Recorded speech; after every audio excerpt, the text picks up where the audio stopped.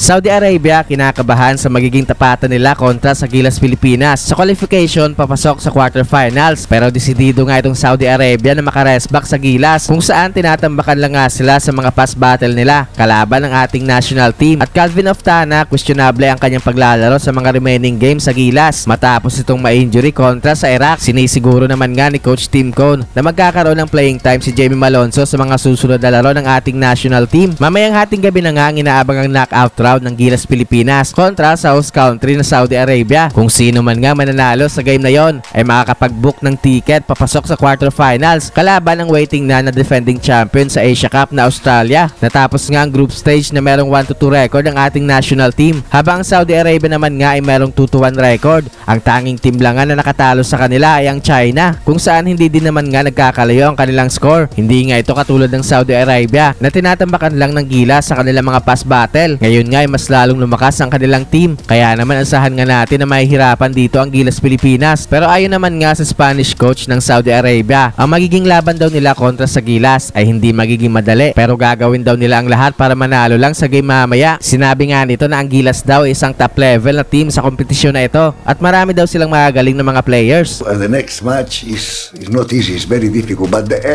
every day is difficult. So we will give our best. Of course, it's very important in these next hours, prepare the game, because we will play against a good team. Philippines is in top level in the ranking, in FIBA ranking.